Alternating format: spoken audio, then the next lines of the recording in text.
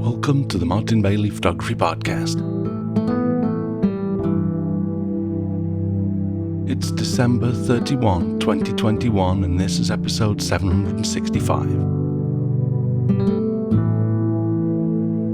2021 is drawing to an end, and to be honest, in many ways, I'm pleased to see this year fall into the past, and looking forward to a brighter 2022.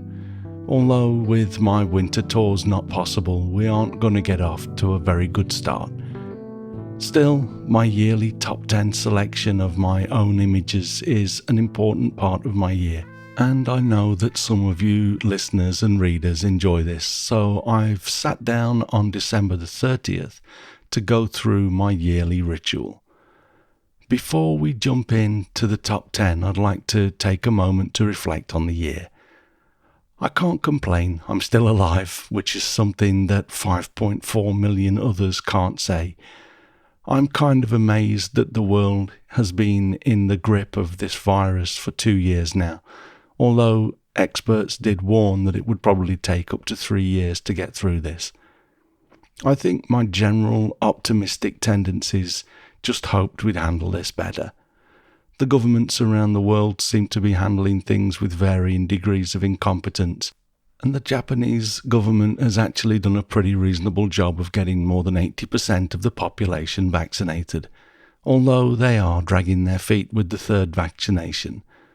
Luckily, the people of Japan are far more intelligent than our leaders, and our collective efforts have kept casualties relatively low, although again, people have lost their lives here too. My heart goes out to anyone that has fallen to the pandemic and to their loved ones left behind.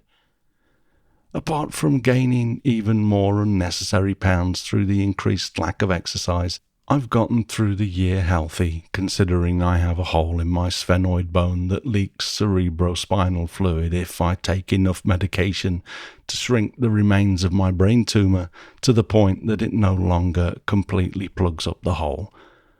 I did have a slight dance with the C word this summer too. I had a hard growth on the side of my nose near where my glasses perch themselves, and it grew pretty quickly, so I went to the hospital and they whipped it off. Then tests showed that there were cancerous cells in the tissue. The dermatologist told me that it was what they call precancerous solar keratosis, which would probably become a form of cancer if left to its own devices.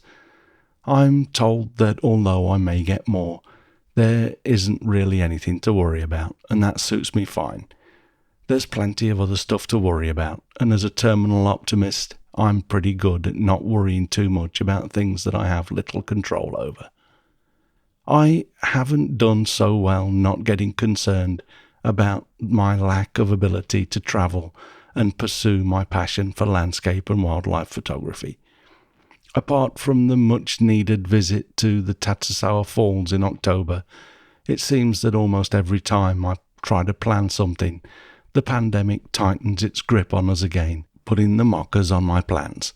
I'd dearly love to go up to Hokkaido over the next month or two, and I'm still hoping that it can happen, but watching the daily cases of the new Omicron strain of COVID increase, I'm not sure it will be possible. Fingers crossed on that one.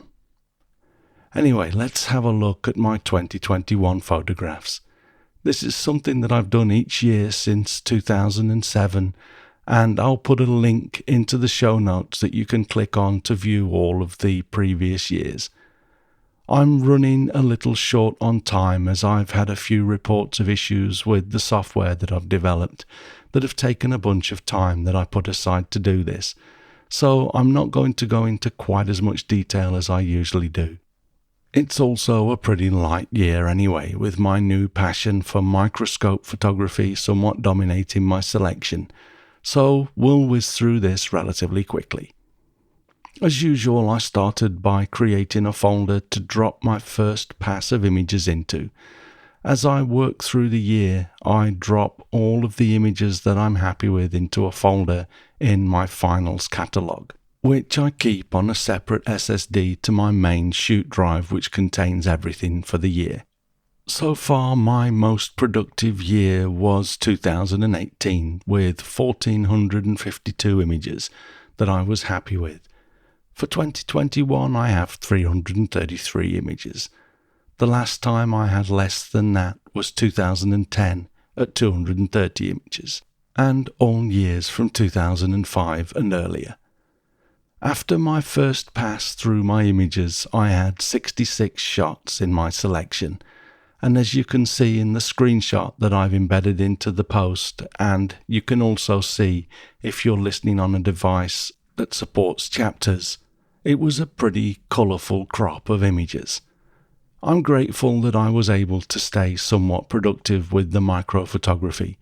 I honestly think I'd have gone insane this year if it wasn't for the joy I found in the microscopic world. It actually reminded me of when I had a somewhat stressful day job and would find it relaxing to simply have the camera in my hand. I wasn't always shooting the greatest images, but just the act of doing photography was stress relief in itself.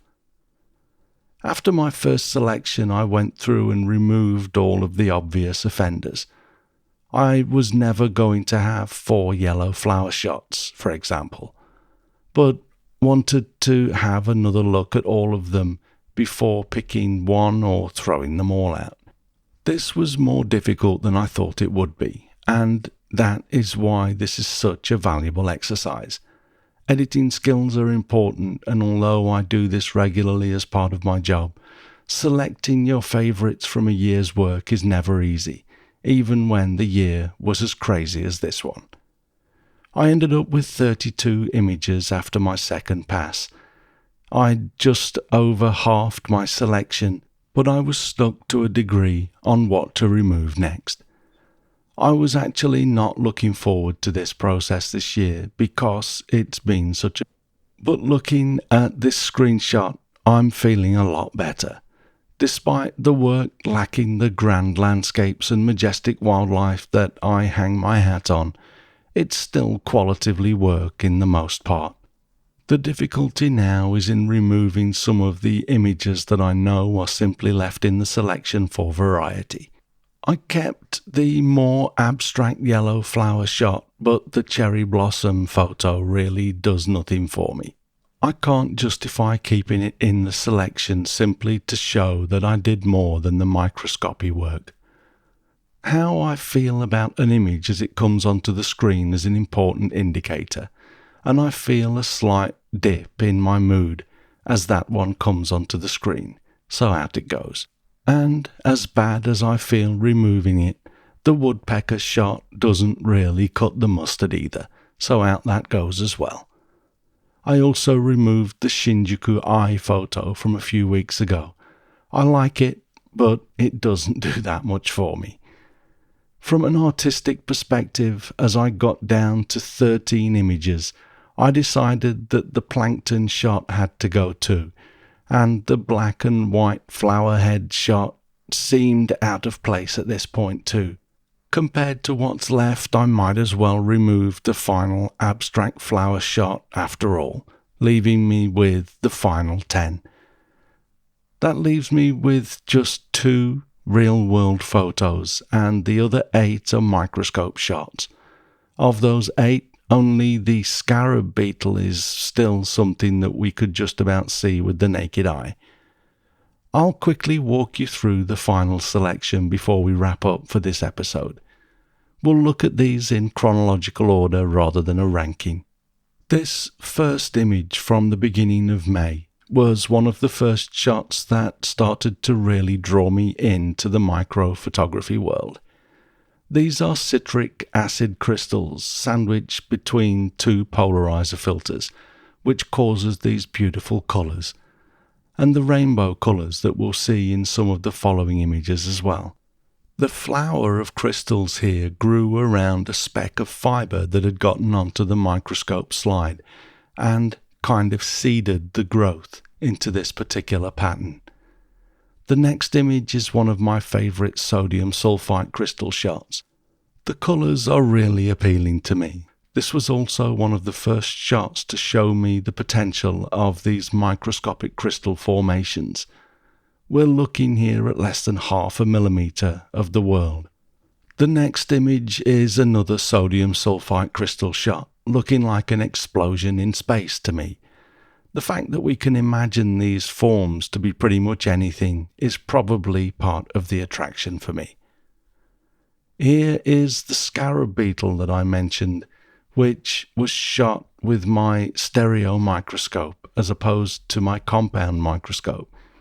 I found this beetle dead at the bottom of my apartment steps, which ultimately became my preferred way to shoot insects, as I thought it probably would. Here is the third and final sodium sulfate shot, which I have actually minted on Foundation. So if you collect NFTs, you can check that out on my Foundation page at foundation.app/@mbp. If this sells for more than 1 Ethereum, I'll send you a large format print as a thank you. This next shot is one of my wife's kindly donated grey hairs, which I also sandwiched between 2 polarizers to create these wacky colours. It was a massive 206 frame focus stack to get the entire knot in focus. The next image was another eye-opener for me as I looked at thinly sliced cross-sections of the stem or peduncle of a cucumber to find these vascular bundles. I stained them light green as they are almost completely transparent without a bit of stain to help us to see them. You can also see the tiny chloroplasts in the cells, which I also got a great higher magnification shot of, but resisted including it in my final selection. Back to the real world, here is one of my shots of the Tatsusawa Falls from my October trip that also contributed to keeping me sane this year. These really are beautiful falls, and I'm so pleased that I was able to get out there this year. And another real world shot, which is one of my favourites from a visit to our local park while the autumnal colour was gracing us with its presence. And finally, we travelled down into the abyss, which is actually a microscopic gap between 2 citric acid crystal formations. Okay, so that's it for my top 10 for 2021.